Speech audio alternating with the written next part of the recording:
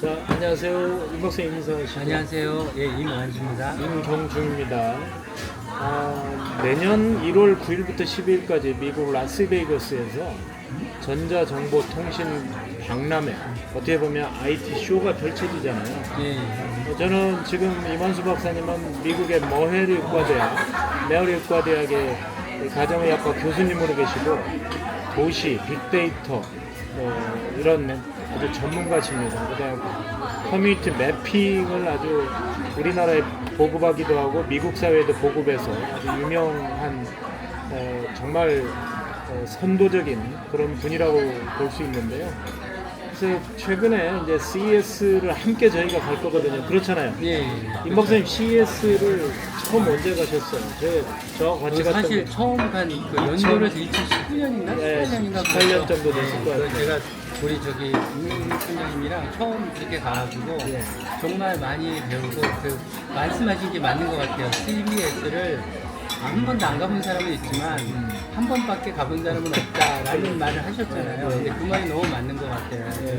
거기를 가면 정말 1년 내내 배울 생각하고 배울 만한 자료들을 많이 보고 정말 좋은 경험인 것 같아요. 인사이트도 많이 좋았어요. 그래서 매년 저도 가보려고 노력을 하고 있습니다. 올해도 마침 이렇게 가서 너무 좋고. 그러니까 올해도 정말 이제 내년 1월에 우리가 가게 되는데 CES에 가서 가장 놀라신 게 뭐예요? 처음에. 가장 놀란 건 사실은 내가 평상시에 이런 거 했으면 너무 좋겠다 하는 것들 딴 사람이 하고 있는 거예요. 이미 하고 있고. 그러니까 이게 세상이 정말 넓은데 가끔 저희는 우물한 개구리가 될 때가 많잖아요. 근데 CES는 진짜 어떻게 보면 그러니까 최첨단을 달리는 모든 그런 기술들과 그런 것들이 나오니까 거기 한 번만 훑어보면 이런 것들도 있구나. 이런 거는 내가 생각한 건데 또 여기까지 있네. 그러면서 머릿속에 그 기술에 대한 총 정리를 좀 해주는 느낌이에요. 예. 그래서 내가 몰라서 못하는 것도 있고 많은데 또 제대로 못하는 게 있고 막 그런데 그런 것도 좀 정리되는 느낌. 그래서 어떻게 보면 왜 대학에 계시니까 교수님들은 어떤 논문의 세계나 이런 데 가보면 많은 선행 연구들이 있잖아요. 그렇죠, 그렇죠. 근데 사실은 이제 그것은 어떻게 보면 연구의 어떤 학계에서의 문제고 CES 현장은 그걸 뛰어넘어서 제품화 또는 앞으로 미래에 다가올 기술의 어떻게 보면 프로토타입들을 만들어내는 곳이잖아요. 만들어내는 곳이죠. 그 사실 논문들이 똑같아요. 저는 막 진짜 많이 준비하고 연습을 하는데 보면 누군가 하고 있을 때도 있잖아요. 그래서 논문을 쓸 때 가장 중요한 게 선행 조사예요. 얼마나 많은 사람들이 비슷한 걸 하고 있고 어떤 게 이루어지고 있고 나는 어떤 부분을 내가 컨트리뷰션을 할 수 있는지 어떤 부분을 내가 추가로 새로운 걸 만들 수 있는지 하는 건데 이 논문이 사실 어떻게 보면 또 그 사람들이 굉장히 절차가 있고 또 누가 같이 리뷰하고 그러는데 이 기업들은 대기업은 또 안 그러겠지만 거기 CES에 가면 굉장히 수많은 소기업들이 뭐 진짜 막 거의 자기네 테스트 중인 건데 프로토타입을 해가지고 나오는 것들이 있고 그런데 그런 것들이 굉장히 놀라고 진짜 이노베이션이 이런 데서 일어나는 거야. 제 생각에 거기 나온 모든 회사가 성공하리라고 보진 않지만 그 중에 몇 개 대박이 되는 회사가 또 그렇게 유니콘 기업이 되고 그러지 않을까. 그래서 사실 제가 작년에도 재작년에 나는 놀라운데 한국 기업이 그렇게 많이 나왔잖아요. 두 번째 회사가 그렇게 나온 것처럼. 근데 저는 그 많은 기업이 다 성공할 거라고 보진 않아요. 하지만 그렇게 많이 나올수록 그 중에 이렇게 튀어가지고 나올 확률이 훨씬 더 많아지니까 정말 한국에 대한 미래를 받습니다. 말 그대로 벤처잖아요. 벤처고 스타트업인데 이제 시작하는 곳에서 다 성공할 수는 없는 거죠. 그런데 저는 이제 임 박사님에게 되게 놀라는 게 뭐냐면 우리가 2022년 12월 기억나세요? 예. 그때 11월 30일 날 샘 알트만이 챗 GPT라는 걸 내놓고 한 4, 5일 뒤에 페북에서 그걸 포스팅하신 걸 보고 챗 GPT가 뭡니까? 예, 그랬더니 그치. 그때 임 박사님이 지금 이게 나온 지 4, 5일밖에 안 됐는데 미국 사회가 지금 난리 났고 교수들도 지금 이러다가 밧줄 끊기는 거 아니냐. 놀랍다고 얘기했잖아요. 예, 예. 그때 제가 그래서 챗 GPT를 저도 가입해보고 예, 진짜 이건 혁명이구나. 예, 그렇죠. 근데 그런 뒤로 지금 꼬박 지금 2022년, 2023년 딱 1년 지났어요. 그쵸. 따지고 보면. 그러니까 올해 초에 CES 우리가 갔을 때도 어떻게 보면 챗 GPT가 인공지능, AI 이거 화두였잖아요. 지난 1년 동안의 그 변화, 아까 어떤 지난 변화가 1년 있었어요? 동안의 변화는 제 생각에 사실 가장 큰 변화는 1차 산업혁명 때 저희가 굉장히 많은 변화가 있었다고 생각을 했잖아요. 2차가 있으면서 와 또 이런 변화가 있을 수 있어? 3차 하면서 이런 변화가 있을 수 있어? 그리고 4차까지 했는데 4차 지나고 나서 제 생각엔 정말 이렇게 올라가는 거 완전히 수직으로 올라가는 게 요번에 그 챗 GPT 사건인 것 같아요. 그러니까 저는 사실 사건이라고 봐요. 이게 기술의 진화 어떻게 보면 인류의 획을 보일 수 있을 만한 그런 사건. 근데 제가 가장 궁금한 건 뭐냐면 챗 GPT가 생기고 나서 너무나 많은 기업들에서 구글에서 페이스북에서 또 다른 기업들에서 인공지능으로 지금 막 이렇게 급하게 뭘 내놓고 있잖아요. 근데 그만큼 기술이 있을 수 있었겠다는 건데 제 생각엔 챗GPT, 그 오픈 API가 쌤 말씀하는 거기에 완전히 초집중을 해갖고 시장이 빨리 좀 변해서 모든 사람이 좀 약간 분발을 러시하게 하지 않았나 하는 생각을 좀 해보고요. 근데 정말 지난 1년 동안 일어난 일은 아무도 생각하지 못했던 그리고 어떤 인더스트리에서 있었던 그런 일의 어떤 그 개발 그 속도보다 더 큰 진전. 진짜 아마 거의 매주 새로 배울 게 생겨요. 구체적으로 좀 사례를 들어서 설명해 주실 수 있어요? 예를 들어 미국 사회에서 이 챗 GPT가 가져온 변화. 또 미국 사회에서 변화라기보다 저한테 오는 것만 해도 예를 들면 제가 뭐 자료를 찾고 뭐 하는데 시간이 많이 걸리잖아요. 근데 챗 GPT는 사실 이거를 좀 약간 디스하는 분도 있어요. 인공지능이 하는 거고 뭐 하고 그러는 거니까 얼마나 사람을 뛰어넘지 못한다 그런 얘기를 하는데 제 생각엔 그거는 안 써보셔서 그러니까 사람이요 창의적이라 그러지만 우리 머릿속에 들은 지식을 가지고 생각을 하고 정리를 하는 거잖아요. 근데 우리 머릿속에 들어간 지식만 가지고 그러는 거예요. 근데 이 챗GPT 또 이런 인공지능 이쪽에 대한 것들은 뭐냐면 얘네들은 이 인터넷, 웹을 통해서 모든 지식을 다 섭렵을 한 거야. 게다가 우리가 한 번 생각하는 그 찰나에 저희는 한 번 생각하는데 얘는 수천 번, 수백 번을 계산을 하는 거예요. 그러니까 이게 비교가 안 되는 거야.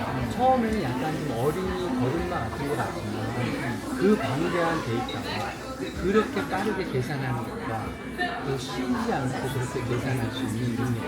그렇죠.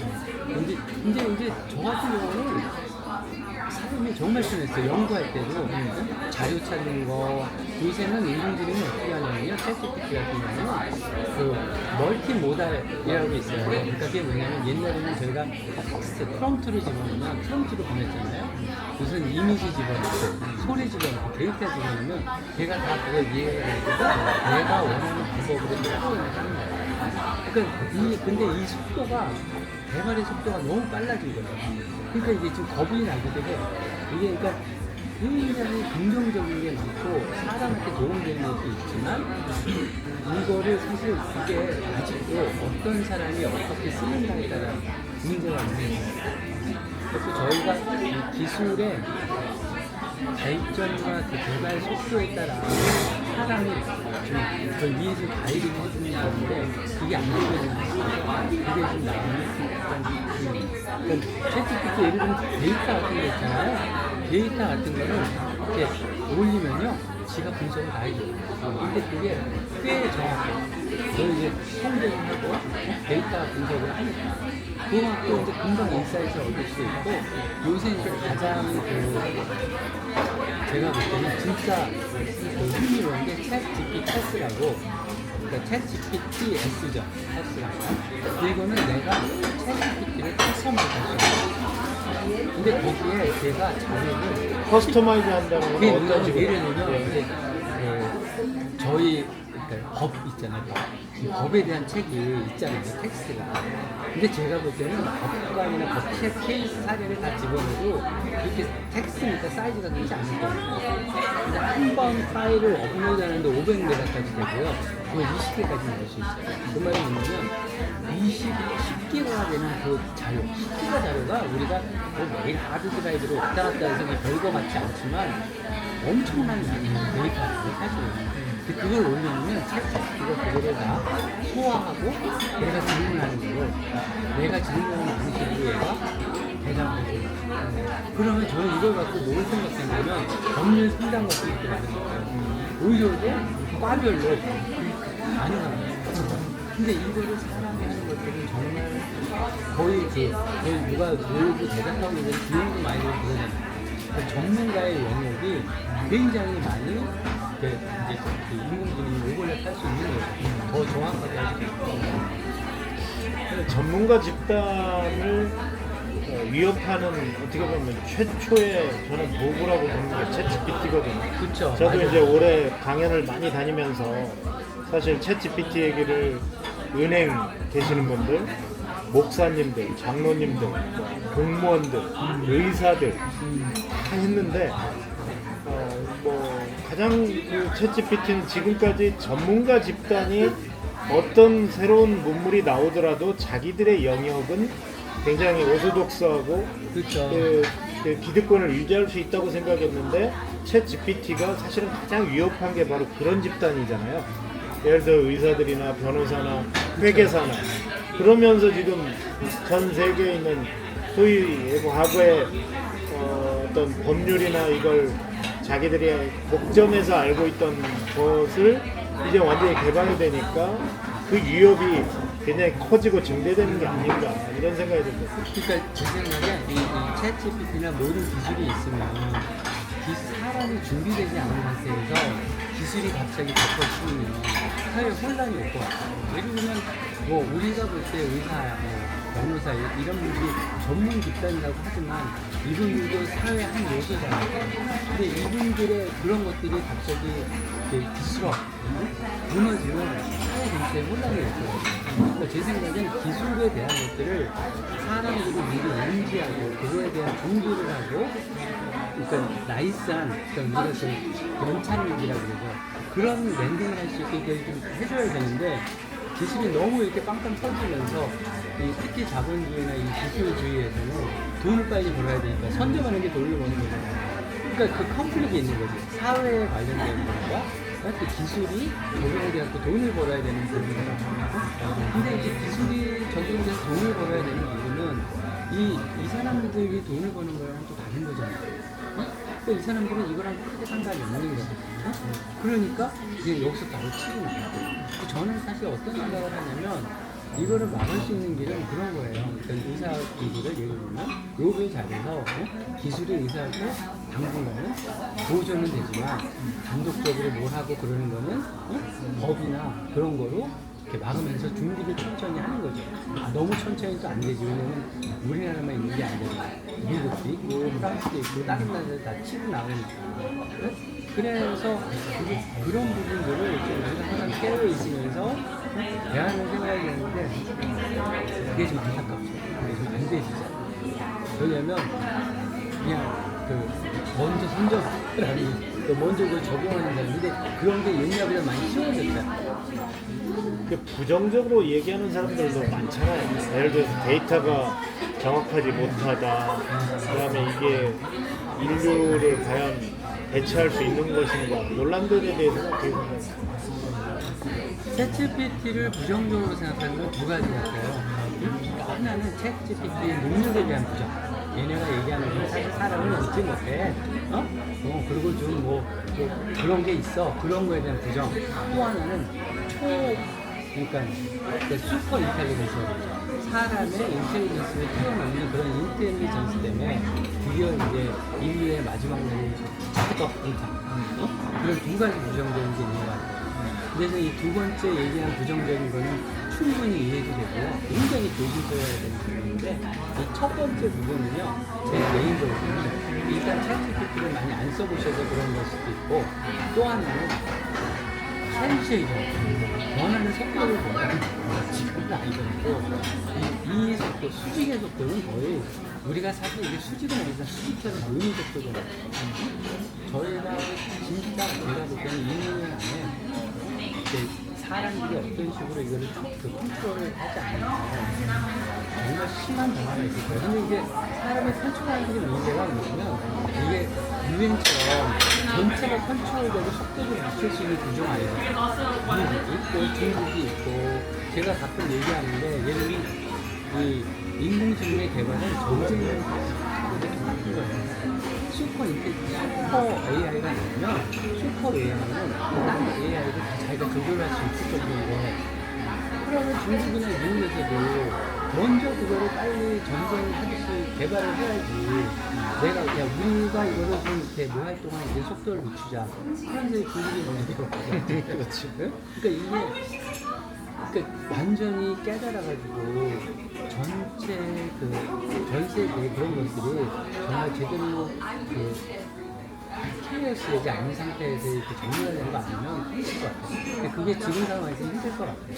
그래서 미국에서도 이 오픈 AI나 비영리의 관점에서 볼 때나 근데 이거를 개발의 속도와 그런 거의 관점으로 볼 때 사실 AI의 슈퍼 AI는 일단 그냥 서로 공정에서 지금 끝나는 거예요. 올해 1월에 그 마크 포드 그 네트워크 행사에서 그 로봇의 지배, 로봇의 역습 이거 책을 썼던 마크 포드가 그 얘기를 했거든요. AI is become utility. AI가 모든 산업의 기본이 될 것이고 유틸리티가 될 것이다. 그러니까 전기처럼 like electricity. 근데 이 보면 이번에 2024 CES의 그 주제가 AI더라고요. 그렇죠. 근데 이제 완벽하게 AI가 모든 산업 분야에 그냥 당연히 들어가야 되는. 그러니까 AI라는 거 어떻게 보면 그러니까 쉽게 생각을 하면 모든 걸 다 효율적으로 만들어주는 거예요. AI의 근본이 빅데이터잖아요.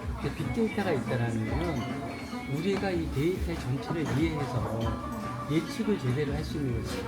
근데 그 예측이 옛날에 우리가 뭐 전반적으로 뭐 그냥 크게 예측하는 게 아니라 이제는 퍼스널라이즈한 뭐 한국인이나 한국인 뭐 예를 들면 뭐 제주도에 있는 사람들의 뭐 어느 동네에 있는 사람 그 사람의 그 상태까지도 예측이 가능한 건 그만큼 데이터가 있어서 그렇게 된 거잖아요. 그러니까 그 말은 뭐냐면 효율적이기도 하지만 진짜 효율적인 거죠. 효율적인 게 옛날에 효율이 대량 생산의 효율이었는데 대량 생산을 하니까 이 프로덕트 숫자가 많아질 수밖에 없잖아요. 근데 지금 생각하는 효율은 뭐냐면 개개인의 니드에 필요에 맞추는 효율인 거예요. 만족도도 높아지고 퍼포먼스가 더 높아질 수가 있는데 옛날에는 그게 불가능했죠. 지금 그게 가능해져요. AI랑 로봇이랑 여러 가지 3D 모니터랑 여러 가지 조금 다른 얘기입니다만 사실 그 이만수 박사님이 본격적으로 지금까지 가장 성과가 있었던 게 커뮤니티 매핑이잖아요. 그러니까 처음에 커뮤니티 매핑이라는 게 어쨌든 그 구글이 갖고 있는 그 맵에다가 지도에다가 각자의 어떤 뭐 화장실의 위치든 어떤 것들을 자발적인 참여 형태로 해서 기입해서 한단 말이에요. 근데 이게 지금 뭐 앞으로 이것이 이제 사람들이 이렇게 집어넣는 어떤 데이터도 있을 수 있지만 이게 인공지능과 결합해서 여기서 점프업을 한다면 어떤 방법들을 좀 솔루션을 고민해야 될 시점에 와 있는 게 아닌가. 동문서답을 해야 될 거 아니에요. 동문서답. 일단은 커뮤니티 매핑은 제 열정적으로 시작을 한 것 같아요. 근데 제가 잘 나갔던 부분은 뭐냐면 데이터로 디시전 메이킹을 하고 그걸 가지고 엑스퍼트 시스템이라고 그러는데 엑스퍼트들이 그러니까 사실 지금 기술의 트렌드랑 맞아요. 근데 이제 커뮤니티 매핑을 했던 거는 저는 그 와중에서도 사람들이 교육을 받고 참여를 하고 인파워가 내가 사람을 위한 기술이 된다라는 개념에서 그렇게 했던 거예요. 그 기술로만 보는 건 아니지만 사실 우리가 이렇게 하는 거 어떻게 보면 사람을 위해서 하는 거잖아요. 그렇죠. 근데 이제 이게 어느 순간에서 사람을 위해서 쓰는 기술이 아니라 돈을 벌기 위해서 하는 기술이 된 거예요. 근데 돈을 벌기 위해서는 사람이 필요한 부분들을 정확히 꿰뚫어야 되잖아요. 근데 사람이 필요한 부분이 꼭 사람이 행복해야 되는 부분이 아닌 거예요. 사람의 우리 유전자 안에 있는 그런 여러 가지 인스팅트들이 있죠. 얘는 이렇게 자꾸 이걸 누르게 되고 막 뭘 시켜야 되고 뭘 먹어야 되고 그런 본성을 이용해서 돈을 벌게 하는 것들 그런 로직을 만든 게 베이스고 그러면서 다 누군가 계속 방문을 해야 뭘 그렇죠. 쓰니까 그러니까 기술이 사람의 행복을 위해서 쓰여지는 게 아니라 사람을 제대로 이해하게 한 다음에 그걸 갖고 뭔가 사게 하고 쓰게 하면서 자기가 돈을 벌게 하는 게 그 기술이 있는 큰 회사의 목표인 거예요. 그러니까 그게 제 생각에 이제 오픈이 아니라 이 챗GPT 하는 사람들의 그 갈등일 수 있는 거죠.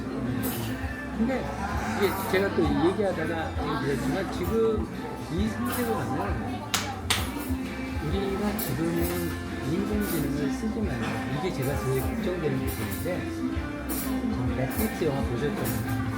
이게 정말 대단해요. 그때 어떻게 이런 영화를 만들었을까? 근데 지금 사실 인공지능이요 굉장히 파워풀하지만 아주 효율적인 건 에너지 너무 많이 써요. 지금 전기에 굉장히 많은 포션을 얘네가 쓰고 있고 그러니까 별거 아닌 것 같지만 사람이요 이 눈으로 보고 생각하고 결정하는 게 우리가 뭐 에너지 뭐가 들어 베이글 하나 먹으면 쓰여지는 거야. 게다가 우리는 또 몸까지 움직이고 뭐 센서리 다 이렇게 다 그러잖아요. 근데 이제 단지 그 한계가 있죠. 하나의 그 우리 몸을 활동하고 움직이게 하기 최적화가 된 건데 인공지능은 어떤 특별한 목적을 가지고 다 이렇게 된 거잖아요. 근데 나중에 제가 걱정하는 건 이건 제가 이제 앞으로 쓴 책에 나올 건데 가장 효율적인 이런 시스템은 사실 우리 인체 밖에 사람하고 동물하고 식물이에요. 그걸 사실 따라하지 못하고 있잖아요. 근데 얘네들은 그 굉장한 데이터를 넣고 아주 심한 에너지를 넣어가지고 우리 따라하려고 그러는 거잖아요. 이 인공지능, 사람의 지능. 나중에 결국은 기계나 그 인공지능의 효율을 위해서 이런 것들이 너무 희생되지 않을까? 그게 제 가장 큰 걱정이에요. 이게 지금 너무 좀 동문서답 같지만 그게 너무 걱정이라 이런 것들은 사람들이 정말 배우고 깨닫고 인파워먼트를 해야 돼요. 의사들이 자기네를 지키기 위해서 예를 들면 야 당분간은 인공지능이나 이런 거를 하는 것들이 진료가 안 돼. 우린 그 안에 뭘 대응을 해야 돼. 근데 그거를 하면서 대응을 안 하면 안 되지. 그러면 진짜 그게 이제 어리버리한 짓이죠.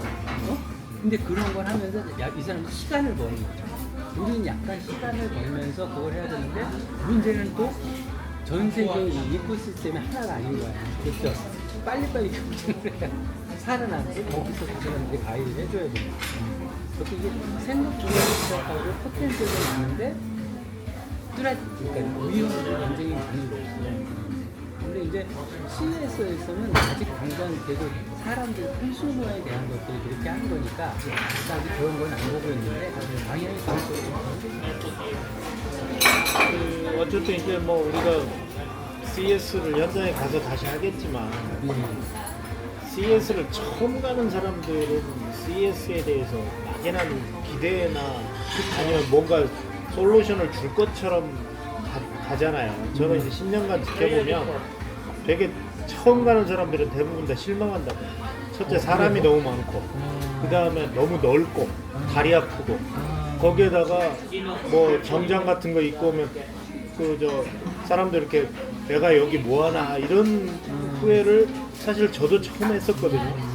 근데 10년을 쭉 오다 보니까 이건 정말 이 현장은 자기가 스스로 노력한 만큼 보이는 거지. 그쵸. 남이 이렇게 와서 가이던스를 해주거나 남의 눈을 그냥 가지고 보는 것은 굉장히 지칠 수밖에 없고 여기가 무슨 코엑스 전시장하고 다른 게 뭐야? 이런 정도는 코엑스에서도 다 해. 그렇죠. 사실 그런 얘기들을 많이 제 하거든. 생각에 가장 중요한 건 궁금함이 있어야 될 것 같아요. 궁금함, 호기심, 호기심, 궁금함. why. 사실 아니 호기심과 궁금함이 없으면 그냥 진짜 뭐 그냥 유튜브 보고 이것저것 보면 되죠. 근데 궁금함과 호기심이 있는 거야. 현지에 있는 사람들한테 우리가 궁금한 걸 물어볼 수 있잖아요. 근데 그런 게 안 돼요. 사실 저희가 미디어나 그런 거 보는 건 포장이잖아요. 포장인데 포장과 내가 궁금한 거 물어봐서 물어보고 말을 보면 너무 다른 거예요. 그러니까 저는 이렇게 많은 사람들한테 질문을 받아요. CES에 한 번 갔다 온 사람들은 아니 거기 갔더니 우리 코엑스하고 다를 바가 없더라. 아니 뭐 전시하는 근데 근본적으로 다른 게 있어요. 뭐냐면 우리나라의 코엑스는 대부분 다 관주도 아니면 협회 주도의 말하자면 전시기 때문에 예를 들어서 전시는 보여주기 그렇죠. 위한 거예요. 예를 들어서 뭐 디지털 헬스다 하면 디지털 헬스 분야만 오고 푸드테크다 그러면 푸드테크만 오고 예를 들어서 애견 뭐 이런 거다 뭐 애견만 오고 방송 기자재다 하면 방송 기자재만 온다는 거죠. 그러면 자기 산업의 영역에 있는 사람들끼리 모여가지고 자기들끼리 그냥 잔치를 벌이는 거야. 코엑스 같은 경우. 근데 CES는 뭐냐? 이건 업종과 분야와 모든 것을 초월해서 내 산업이 아닌 다른 산업의 것을 같이 볼 수 있다는 거야. 그렇죠. 그리고 내 산업을 이 산업과 접목시키면 새로운 것이 나올 수 있다는 그런 굉장히 다양한 산업을 볼 수 있다는 게 첫 번째고 두 번째로는 뭐냐면 그럼에도 불구하고 가장 앞선 아이디어 가장 앞선 기술들이 여기서 첫 선을 보인다는 것이 라스베이거스 CES가 전 세계 많은 전시에 지금 현재 탑티어로 올라선 계기가 된 게 아니에요. 말씀하신 것 중에 가장 앞선 기술이라고 그랬잖아요. 근데 사실 굉장히 완제품을 보여주는 전시회들이 많잖아요. 그렇죠. 여기는 보니까 완제품이 아니고 자기네가 테스트하고 거의 그 시제품도 아닌 그런 것들을 갖고 와서 막 보여주는 것도 있더라고요. 그러니까 제가 보니까 꼭 커머셜라이즈를 나중에 하려고 그러지만 그 초기 단계에서도 그렇게 보여주는 사람들이 많은 것 같아요. 그리고 워낙 종류가 많으니까 많은 걸 봐야 그 중에 자기가 마음에 드는 걸 보는 거지. 예를 들어서 왜 우리 잔디어라고 하는 미국의 농기구 업체 맞아요. 근데 드림체이서라고 하는 스페이스테크 항공 우주선이 농기계와 우주선이 같이 서 있고 사실 그 기반에는 모두 무인 자율 주행 그쵸, 기술이라든가 이 기술 자체가 결합이 됨으로써 1차 산업도 첨단 산업이 될 수 있는 거예요. 그렇죠. 첨단 산업 역시도 1차 산업이 갖고 있는 속성을 역시 베이스로 깔고 가는 거예요. 그렇죠. 왜냐하면 우리가 일론 머스크가 화성에 보내는 이유가 화성에서 식물을 재배하고 거기서 인류가 지구를 떠나서 살 수 있는 농업을 하려고 하는 거잖아요. 그럼 이 두 가지가 굉장히 그렇죠. 사실은 서로 맞물리는 현장이 바로 CES이기 때문에 더 CES가 사람들한테도 관심이 되고 이슈가 되지 않나. 그러니까 제 생각에 일단 거기 가려면 개인적인 관심이 있어야 돼요. 근데 개인적인 관심이 없어도 일단 가는 건 좋은 것 같아요. 왜냐면 모르잖아. 모르는데 가보면 근데 그래도 또 그냥 모르고 구경하는 분들도 있겠지만 뭐 어떤 영역에서 있으신 분들은 아마 그러면서 또 느끼지 않을까 하는 생각을 좀 해요. 그래서 저 같은 경우는 CES에서 볼 때마다 정말 놀라요. 많이 놀라고 이런 것도 이렇게 하고 이런 진짜 이렇게 생각해 보는 것도 있네. 이렇게도 하네. 그 너무나 많은 사람들이 오니까 그 다양하면서 모든 사람이 똑같은 거 볼 수는 없잖아요. 그리고 모든 사람이 필요한 게 다 다르잖아. 관심이 달라. 근데 그거를 충족해 줄 수 있는 데가 CES인 거죠. 그리고 말씀하신 대로 너무 말씀 잘하셨는데 그러니까 여러 가지 산업들이 어떻게 융합이 돼가지고 저는 사실 일란 머스크가 화성에 가고 막 그러는 부분들을 인간이 그렇게 할 수 있는 거라고 생각하지만 뭐 개인적으로는 그렇게 달갑게 안 봐요. 왜냐면 사람이 계속 확장하고 피로를 줄이는 건 그러니까 피로를 이렇게 하는 건 결국은 자연 파괴와 막 그러니까 또 괜히 아바타가 생각이 나는 거야. 다른 행성에 가가지고 막 그거 그렇게 하고 우리가 기술만큼 우리의 가치관이나 윤리나 행복에 관한 것들이 좀 이렇게 같이 이렇게 발전되면서 좀 됐으면 좋겠다라는 게 생각인데 너무 또 인간의 진취적인 모습과 기술과 필요를 채우는 모습만 보여주는 것도 좀 그런 것 같다라는 생각이 좀 들었어요. 꼭 기술에 대한 바람 하나는 CES도 이제는 CES가 이제 뭐 지금은 이제 1차 인공지능 그런 걸 하지만 나중에는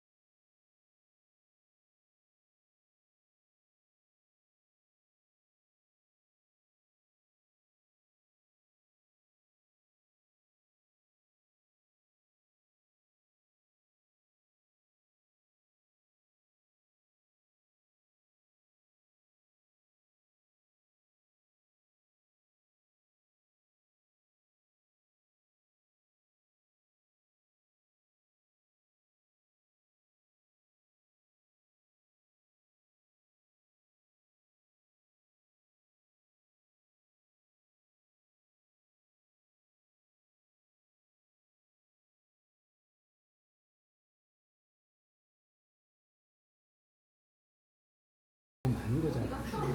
그러니까 이게 저는 그래요. 비즈니스도 뭐 누구는 도태되면 도태되는 거 살려고 살아남는 거지 그런데 이거를 사회 전반적으로 같이 봐야 된다고 생각해요. 도태되고 누가 살아남고 이러면 이 와중에 우리는 못 보지만 피해를 받고 디스럽션이 생기는 그런 사회 구조들이 많은 사람들이 있잖아요. 근데 이게 스무스하게 같이 가야 되는데 그게 잘 안 되는 거예요. 예, 그 CS 프리뷰 쇼처럼 그냥 간략하게 한번 얘기를 나눠봤는데 기본적으로 내년 1월 9일부터 열리는 CES 현장에서 우리가 많은 얘기를 할 거잖아요. 오늘은 그냥 맛보기로 얘기를 한 거니까 우리 시청자들을 위해서 오늘은 이 정도로 하고요. 네, 감사합니다. 자, 이만수 박사님 수고하셨습니다. 감사합니다.